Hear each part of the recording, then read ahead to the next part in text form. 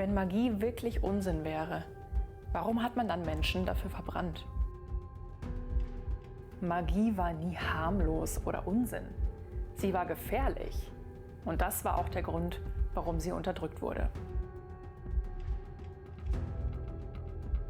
Herzlich willkommen, mein Name ist Charlotte Droth, Gründerin der Droth Academy und Mentorin.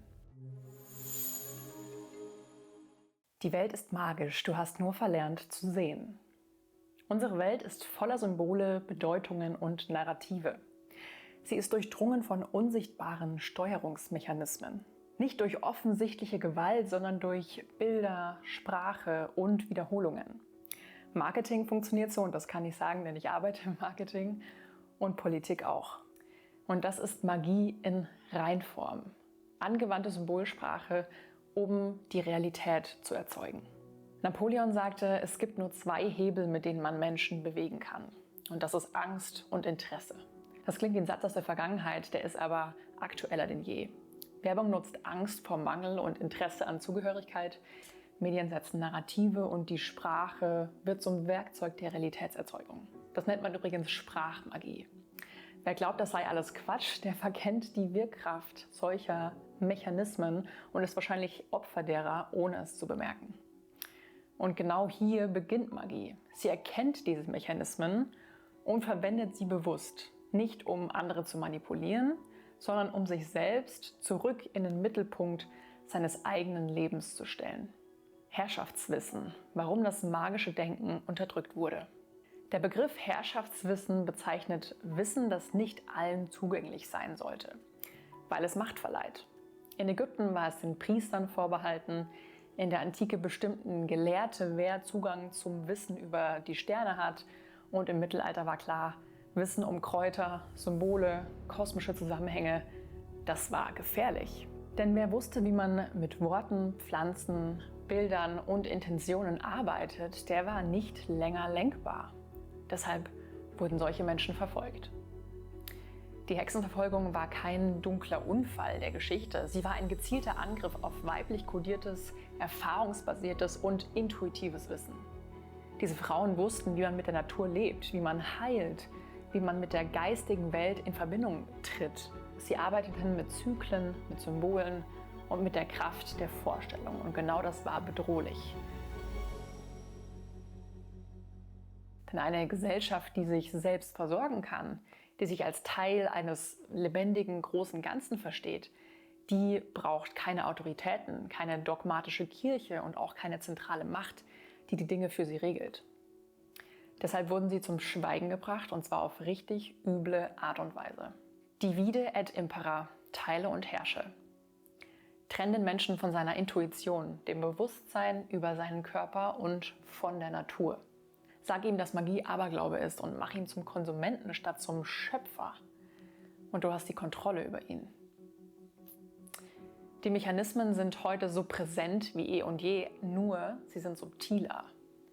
Auch wenn heute keine Scheiterhaufen mehr brennen, die Ausgrenzung von magischem Denken ist immer noch präsent. In der Schule lernen wir messbare Fakten, aber nicht, wie man Bedeutung in seinem Leben erschafft. In der Gesellschaft gilt, wer zu spirituell ist, wird belächelt. Wenn du das nicht glaubst, ich habe mich mal auf Insta umgeguckt in den Kommentarspalten von magisch arbeitenden, spirituellen, aufgeschlossenen, und das ist mal die Creme de la Creme der Gedankenauswürfe einiger Kommentierenden. Warum brennt die noch nicht? Das ist Satire, oder?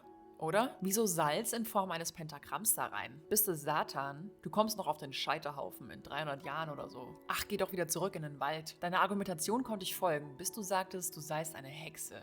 Das sind jetzt wirklich nur ein paar ganz wenige von den sehr vielen Kommentaren, die ich gefunden habe. Und ich fand es wirklich so erstaunlich, was die Leute hier schreiben. Klar, Hate-Kommentare kennt man von Social Media.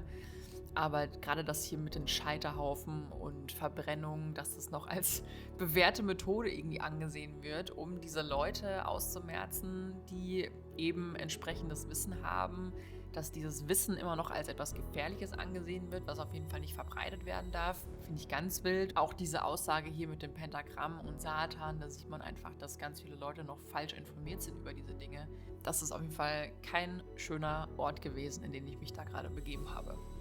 Also dieses Wissen und diese Menschen werden nach wie vor aufs Übelste diffamiert von der stark geprägten Gesellschaft, aber auch von der Politik und den Medien etc. Und gleichzeitig nutzen dieselben Systeme diese Mechanismen, um uns zu lenken. Die Bildsprache der Werbung, die Dramaturgie der Nachrichten, die Angstnarrative der Politik. Das ist angewandte Magie, allerdings nur in eine Richtung, und zwar in eine uns ohnmächtig und ängstlich machende Richtung. Die Rückkehr der Gestaltungshoheit. Was wäre, wenn du dir dieses Wissen zurückholst? Was wäre, wenn du verstehst, dass deine Gedanken, deine Worte und deine Handlungen ein Feld erzeugen? Dass du selbst wählen kannst, welche Symbole und welche Sprache du verwendest und weißt, dass sie mächtig sind. Dass du deine Umgebung bewusst gestaltest und damit auch dein inneres Erleben. Magie ist keine Flucht aus der Realität. Magie ist das Erkennen, dass Realität nie neutral ist. Dass alles, was du tust, Bedeutung trägt. Magie ist die gelebte Verantwortung. Und Magie ist Selbstermächtigung. Sie beginnt mit einem Moment der Aufmerksamkeit, also mit der Entscheidung, ich bin kein Opfer, ich bin Schöpfer. Wenn du spürst, dass du dieses Wissen nicht nur hören, sondern auch praktisch anwenden willst, dann lade ich dich ein, dir mal meinen Online-Kurs Kerzenmagie Basiswissen anzugucken. Dort lernst du, wie du mit klarer Intention, Visualisierung und einfachen Mitteln, wie zum Beispiel einer Kerze, die du wahrscheinlich zu Hause hast, wieder Zugang findest zu deiner schöpferischen Kraft. Und nein, das ist kein Hokuspokus, sondern ein Weg zurück in die eigene Gestaltungshoheit. Denn das ist für mich der Sinn magischer Arbeit. Sich erinnern, sich wieder verbinden und das eigene Leben bewusst formen.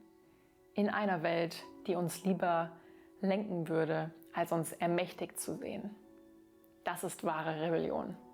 Ich freue mich sehr, wenn ich dich in dem Kurs wiedersehe, und in diesem Sinne verabschiede ich mich und sage bis zum nächsten Video. Ciao, ciao.